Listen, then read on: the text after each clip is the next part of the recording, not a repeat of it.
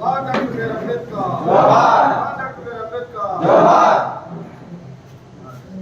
అడ్డుకుంటా SC వర్గీకరణలో అడ్డుకుంటా SC వర్గీకరణలో ఐక్యత డాక్టర్ అంబేద్కర్ డాక్టర్ అంబేద్కర్ అనాలైన అర్పిస్తాం అనాలైన అర్పిస్తాం అడ్డుకుంటా ఎస్సీ వర్గీకరణలో అడ్డుకుంటా ఎస్సీ వర్గీకరణలో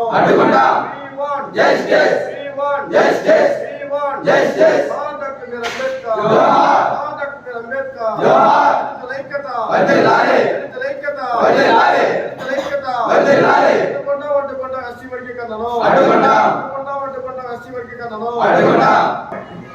ఈరోజు ప్రకాశం జిల్లా ఒంగోలులో ఆంధ్రప్రదేశ్ రాష్ట్ర భారత మహానాడు తరపున ఈ ప్రకాశం జిల్లాలో ఉన్నటువంటి విద్యార్థి జేఏసీ వర్గీకరణ వ్యతిరేక పోరాట విద్యార్థి జేఏసీ అంటే ఈ వర్గీకరణను వ్యతిరేకిస్తుంది కేవలం మాలలే కాదు. ఈ రెండు తెలుగు రాష్ట్రాల్లో కేవలం వాదికులు మాత్రమే వర్గీకరణను స్వాగతిస్తున్నారు. దేశం మొత్తం మీద అంబేద్కర్ గారి వారసులు, అభిమానులు, అనుచరులు, అలాగే మాల సోదరులు ఎక్కువగా వర్గీకరణను వ్యతిరేకిస్తూ ఉన్నారు. ఇది మీరందరూ గమనించవచ్చు. ఈ వర్గీకరణ వ్యతిరేకిస్తూ ఇక్కడ అంబేద్కర్ భవన్లో మన మాల విద్యార్థి సంఘాలు నన్ను ఆహ్వానించడం జరిగింది. దీని మీదట ఈ కార్యక్రమానికి నేను ముఖ్య అతిథిగా హాజరు కావడం జరిగింది. దీని మీదట ఇక్కడ మరి సింహాలు తమ చరిత్రను తమ చెప్పుకోవాలి. సింహాలు తమ చరిత్రను తమ చెప్పుకోకపోతే వేటగాళ్ళు చెప్పేటటువంటి పిట్టకథలు చరిత్ర పుటల్లోకి ఎక్కుతాయి. ఏదైనా ప్రభుత్వము అధికారంలో ఉన్నప్పుడు ప్రజలకు జవాబుదారీతనంగా ఉండాలి. వాస్తవంగా ఈ దేశంలో మరి కొన్ని వేల సంవత్సరాల నుంచి ఈ దేశంలో ఉన్నటువంటి ఎస్సీ, ఎస్టీ, బీసీ మైనారిటీలు అందరూ మరి రాజ్యాంగ పరిరక్షణకై ప్రజాస్వామ్యవాదులుగా, ఈ దేశ మూలవాసులుగా, బాబాసాహెబ్ డాక్టర్ అంబేద్కర్ గారి వారసులుగా జీవనం సాగిస్తున్నటువంటి నేపథ్యంలో ఈ దేశానికి కొన్ని వేల సంవత్సరాల క్రితం మనువాదులైనటువంటి వర్తకులుగా వచ్చి మరి వ్యాపార నిమిత్తం స్థిరపడటం జరిగింది. వీళ్ళు స్థిరపడి ఇక్కడ నిచ్చెన మెట్ల వ్యవస్థను స్థాపించడం జరిగింది. మరి ఎస్సీ, ఎస్టీ, బీసీ మైనారిటీలుగా నిచ్చెన మెట్ల వ్యవస్థను స్థాపించి మరి 4 వర్గాలుగా విభజించి పాలించనే సిద్ధాంతం ప్రకారం పాలిస్తూ వస్తున్నటువంటి సమయంలో బాబాసాహెబ్ డాక్టర్ అంబేద్కర్ గారు మరి ఈ దేశంలో ఉన్నటువంటి మనువాదాన్ని కూల్చి, ఈ నిచ్చెన మెట్ల వ్యవస్థను కూల్చి ప్రజాస్వామ్య రాజ్యాంగాన్ని రచించి మనకు ఈ రాజ్యాంగం ద్వారా కొన్ని రాజ్యాంగ హక్కులను ఏర్పాటు చేసి ప్రశాంతంగా సమాజంలో మరి మీరు సమాన హక్కులు కలిగి ఉండి జీవించండి అని చెప్పి మనకి రాజ్యాంగాన్ని సంక్రమింపజేయడం జరిగింది. ఆ తర్వాత ఇప్పుడు ఉన్నటువంటి పరిస్థితుల్లో ఈ దేశంలో ఉన్నటువంటి ఎస్సీ, ఎస్టీ, బీసీ మైనారిటీలు మరి ముఖ్యంగా దళిత గిరిజనులు అందరూ అంబేద్కర్ వాదులుగా, అంబేద్కర్ వారసులుగా, అంబేద్కర్ గారి అభిమానులుగా మరి సహజీవనం సాగిస్తూ రాజ్యాంగాన్ని గురించి తెలుసుకొని మనందరం కలిసికట్టుగా ఉండి రాజ్యాధికారం వైపు ప్రయాణం చేయాలనేటటువంటి నేపథ్యంలో ఉన్నటువంటి ఈ సందర్భంలో ఇక్కడ మందకృష్ణ గారు ఒక పావుగా ఈ అగ్రకులాల వారికి, మనువాదులకు దొరకడం జరిగింది. ఈయన్ని పావుగా ఉపయోగించుకొని గత 30 సంవత్సరాల నుంచి మరి వర్గీకరణ అనే విత్తనానికి బీజం వేయడం జరిగింది. ఈ వర్గీకరణ జరుగుతున్నటువంటి నేపథ్యంలో దీనికి అడుగడుగున మరి అంబేద్కర్ గారి వారసులు, అంబేద్కర్ గారి అభిమానులు, అంబేద్కర్ గారి మరి అనుచరులు అందరూ కలిసి అడ్డుకట్ట వేస్తున్నటువంటి నేపథ్యంలో ఈ మనువాదులైనటువంటి వారు మందకృష్ణ గారికి బావుగా ఉపయోగించుకొని దీనికి ఆజ్యం పోస్తూ, వర్గీకరణకు ఆజ్యం పోస్తూ మరి ఇప్పటికి 30 సంవత్సరాలు అవుతాయి. దీన్ని తెరపైకి తీసుకొచ్చి ఒక రాజ్యాంగాన్ని ధిక్కరిస్తూ ప్రజాస్వామ్యానికి వ్యతిరేకంగా ఈ సుప్రీంకోర్టు ద్వారా ఒక దుర్మార్గమైనటువంటి తీర్పును ఆగస్టు 1వ తేదీన ఇప్పించడం జరిగింది.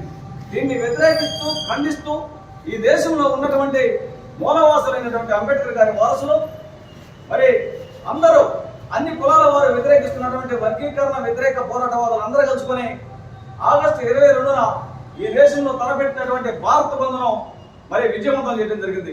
అలాగే నిన్న సెప్టెంబర్ 11న ప్రతిఘటన కార్యక్రమానికి కూడా మరి అందరూ సంఘీభావం తెలియజేసి మరి దీన్ని కూడా విజయవంతం చేయడం జరిగింది. ఈ రెండు కార్యక్రమాలు జరిగినంత మాత్రాన ఈ దేశంలో ఉన్నటువంటి ప్రధానమంత్రి నరేంద్ర మోడీ, మనువాదులైనటువంటి RSS పార్టీ వారు వీరందరూ ఏకమయ్యారు. ఈ భారత బంధుతోటి ప్రతిఘటన కార్యక్రమంతో మరి మన గుండెలు పగిలిపోతున్నాయి, మళ్ళీ వర్గీకరణను దిగజార్చాలనే ఆలోచనలో పట్టడం జరిగింది. కాబట్టి ఈ వర్గీకరణ కోసం పావుగా ఉపయోగించుకున్నటువంటి మందకృష్ణ గారికి అప్పుడే ఈ మనువాదుల గురించి తెలియదు. ఈ మనువాదుల ఆలోచన ఏంటంటే, ఈ దేశంలో ఉన్నటువంటి సుమారు 40 కోట్ల మంది SC STలు ఉంటే వీరి ఆగడాల వల్ల వీరు కలిసికట్టుగా ఉంటే మనం రాజ్యాంగం వైపు పయనించలేము, మన ఆటలు సాగవు, విభజించు పాలించని సిద్ధాంతాన్ని ఖచ్చితంగా వీరి మీద ఉపయోగించాలని చెప్పి నేపథ్యంతో మరి రాజ్యాంగాన్ని మార్చాలని, మన యొక్క వజ్రాయుధం అనే SC ST అత్యాచార నిరోధక చట్టం కింద ఉన్నటువంటి చట్టాన్ని తీసివేయాలని, మన యొక్క రిజర్వేషన్లు తీసివేయాలని వీరు పన్నాగం పొందుతున్నారు. వాస్తవంగా మొన్న జరిగినటువంటి ఎలక్షన్లో ఈ బీజేపీకి 340 సీట్లు కానీ వచ్చినట్లయితే ఖచ్చితంగా రాజ్యాంగాన్ని మార్చేదని మీ అందరికి గుర్తు చేస్తున్నాం. కాబట్టి ఏది ఏమైనా ఈ పావుగా వీళ్ళకి చిక్కినటువంటి మందకృష్ణ గారికి అప్పుడే మరి ఈ మనువాదుల గురించి, ఈ విషకోరంలో ఉన్నటువంటి ఈ సర్పంలో ఉన్నటువంటి విషకోరంల గురించి వీరికి అప్పుడే తెలియదని మీరందరూ మేల్కోవాలా. వాస్తవంగా 1997లో ఆ రోజు ఇచ్చినటువంటి కమిషన్ ప్రకారం ABCD వర్గీకరణ జరగడం జరిగింది. ఈ ABCD వర్గీకరణ అనేది ఎలా అసలు కులగణన జరగాల, ఏ కులంలో ఎంతమంది ఉన్నారు, ఏ కులం వారు ఎంతమంది, Aకి ఎవరు వస్తారు, Bకి ఎవరు వస్తారు, Cకి ఎవరు వస్తారు, Dకి ఎవరు వస్తారు, మీరంతా చదువుకున్న యువకులు, భవిష్యత్తు కార్యాచరణ అంతా మీ మీద ఉన్నాయి. కాబట్టి మేము కార్యక్రమాలు చేస్తున్నాం, ప్రాణాలు ఒట్టిగా పెట్టి వర్గీకరణ చెల్లదు, వర్గీకరణకు అడ్డుకట్ట వేస్తాము, ఇక్కడ దళిత గిరిజనులందరూ కలిసి ఉండాలా అని మేము ప్రాణాలు ఒడ్డిగేసి పోరాడుతున్నాం. కానీ వాస్తవంగా ఇప్పటికీ సుమారుగా 100 రివ్యూ పిటిషన్లు సుప్రీంకోర్టులో వేయడం జరిగింది ఎవరైతే. కానీ వాస్తవంగా కేంద్ర ప్రభుత్వం మాత్రమే రివ్యూ పిటిషన్ వేస్తేనే మనకు కావాల్సినంత బలం చేకూరుతుంది. కేంద్ర ప్రభుత్వం రివ్యూ పిటిషన్ వేయడానికి ఇంకా ముందుకు రాలా.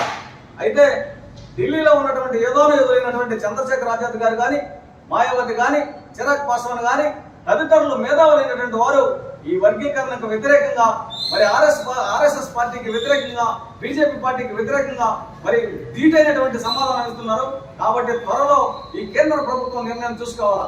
కాబట్టి ఈ రాష్ట్రంలో మరి ఉన్నటువంటి ఈ 2 తెలుగు రాష్ట్రాల్లో ఉన్నటువంటి విద్యార్థులు మరి 10వ తరగతి అయిపోయి ఇంటర్మీడియట్, డిగ్రీ, PG, బీటెక్ లేదా MTech లో ఉన్నటువంటి విద్యార్థులు అందరూ, అంటే కేవలం మాల విద్యార్థులే కాకుండా వర్గీకరణను వ్యతిరేకించేటటువంటి ప్రతి ఒక్కరూ ఈ వర్గీకరణ వ్యతిరేక పోరాటంలో పాల్గొని మీ వంతుగా మీ సహాయ సహకారాలు అందించాలని మాల మహానాడు తరపున మీకు తెలియజేస్తాం. ఈ కార్యక్రమం కేవలం మీకోసమే, ఎందుకంటే భవిష్యత్తు మీది, మీ భవిష్యత్తుకు పునాది వేసుకోవాలా. రానున్న కాలంలో మరి మళ్ళా బీజేపీ పునరావృతమై మళ్ళా బీజేపీ వాళ్ళు ప్రభుత్వం ఏర్పడినట్లయితే ఖచ్చితంగా మరి రాజ్యాంగాన్ని మార్చేస్తారు, మనకి జీవనోపాధి కూడా లేకుండా చేస్తారు, మళ్ళా నిచ్చిన మెట్ల వ్యవస్థను మరి ఈ దేశంలోకి అమలుపరుస్తారు. కాబట్టి మీరందరూ కలిసికట్టుగా ఉండి ఈ ఉద్యమాన్ని ఉవ్వెత్తున ఎగిసిపడేటట్టుగా చేసి ఈ ఉద్యమానికి సహకరించాలా. ఈ ఉద్యమానికి పునాదులు మీరే కావాలని ఈ జిల్లాలో నిన్నగాక మొన్న మేము ఆగస్టు 1వ తేదీ నుంచి మాల మహానాడు తరఫున అనేక కార్యక్రమాలు చేపట్టడం జరిగింది వర్గీకరణకు వ్యతిరేకంగా. నిన్నగాక మొన్న మరి ఈ జిల్లాలో ఉద్యోగస్తులు కథం తొక్కడం జరిగింది. అలాగే విద్యార్థులు కూడా ఈ జిల్లా నుంచి ప్రారంభమై అన్ని జిల్లాల్లో విద్యార్థులు మరి ఇదే విధంగా సమావేశాలు ఏర్పాటు చేసుకొని ఒకరికొకరు సమన్వయంగా ఏర్పడి మరి ఉవ్వెత్తున ఎగిసిపడే విధంగా మరి విజయవాడలో మరి మాల పులికేక అనే కార్యక్రమాన్ని లేదా వర్గీకరణ వ్యతిరేక పోరాటవాదుల కార్యక్రమాన్ని ఒక కార్యక్రమాన్ని తలపెట్టి ఈ 2 రాష్ట్రాల్లో ఉన్నటువంటి మాల విద్యార్థులు, వర్గీకరణ వ్యతిరేక పోరాటవాదులు మీరందరూ కలిసికట్టుగా సమన్వయంతో ఏర్పడి కేంద్ర ప్రభుత్వానికి మీ యొక్క సత్తాను సాటి వర్గీకరణకు వ్యతిరేకంగా మరి నాంది పలకాలని మాల మహానాడు తరపున మీ అందరికీ తెలియజేస్తున్నాం.